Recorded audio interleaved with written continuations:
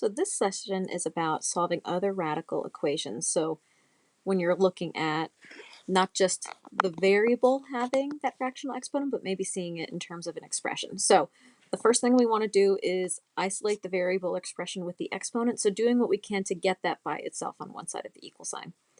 Then once we have that alone, our next step is going to be to cancel out that exponent or that power by using the reciprocal power on both sides. So we'll do an example to show how that works. And then just a last little note, if the numerator of the original power is even, when we look at our answers, we need to use a plus or a minus, because when we take the square root of something, it could be a positive or it could also be a negative. So let's go through and do this first example together. So in order to get that expression isolated, my first step is going to be to divide both sides by 5. So when I do that, the 5s will cancel over here. I'll have the quantity of x plus 1 to the 2/3 power is equal to 4. So I've isolated my expression. My next step is going to be to use the reciprocal power to get that power to go away. So let's set that up here. So I'll put my brackets around what I have on both sides. Now the power that I see over here on the left is 2/3. So taking the reciprocal of that power is going to be 3/2. And I'll do that on both sides. So why am I taking the reciprocal? So we want that power to get down to just being 1, so that way we can solve for x. So remember, when we have a power to a power, we are multiplying. So we want to make sure that whatever we multiply 2/3 by is going to get me to simplify to an exponent of 1. So that's why we're using the reciprocal for that. So going through, those exponents then will cancel on the left, and I'm just left with x plus 1 on the left-hand side equals, and now you could do 4 to the 3/2 power in your calculator, but just in terms of understanding why this exponent simplifies to what it does, let's work through it. So 4 to the 3rd power is 4 times 4 times 4, which is 64. And then the half part of that exponent means to take the square root. So the square root of 64 would be either a positive 8 or a negative 8. And that's something you can also get in your calculator as well. You don't have to compute that one by hand. All right, and then last step is just going to get x by itself, so I'll subtract 1 from both sides. So I have that x is equal to -1 plus or minus 8. So what does that mean for my answers? That means that x is either equal to -1 plus 8 is 7, and -1 minus 8 is -9. So let's just check those two values real quick. I'll plug them in. Okay, so I'll plug in 7 first. So 5 times 7 plus 1 to the 2/3 power, does that equal 20? All right, so 5 times 8 to the 2/3 power, does that equal 20? Let's keep going. 8 to the 2/3 power is 4. So 5 times 4, does that give me 20? Yes.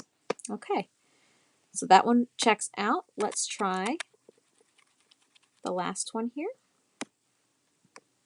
Okay, let's plug in -9. 5 times -9 plus 1 to the 2/3 power, does that equal 20? All right, well, that's 5 times -8 to the 2/3 power.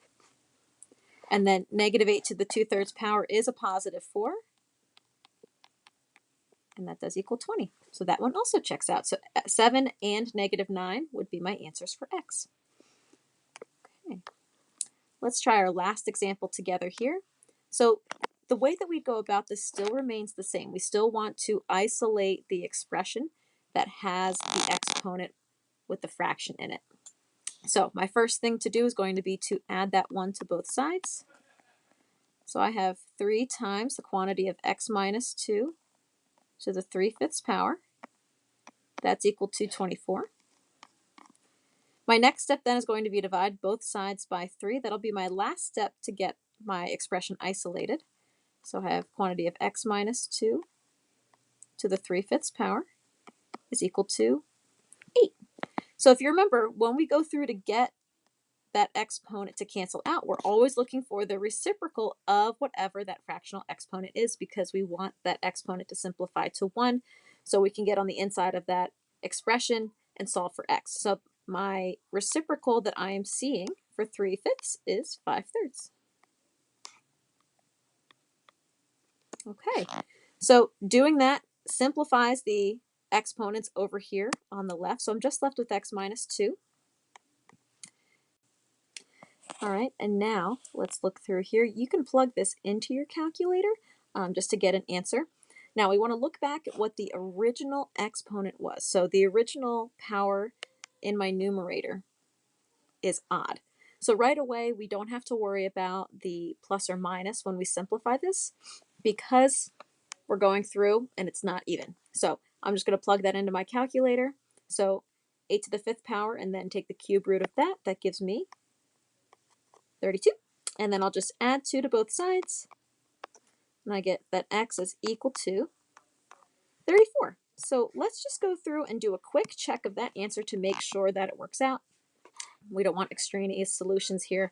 So that'll be 3 times 34 minus 2 to the 3/5 power minus 1. Does that equal 23? Let's see. So 3 times 34 minus 2 is 32 to the 3/5 power minus 1. Let's keep breaking that down. 32 to the 3/5 power is going to give me 8. This is 24 minus 1, which is 23, and that does equal 23. So that checks out, and we're done with examples.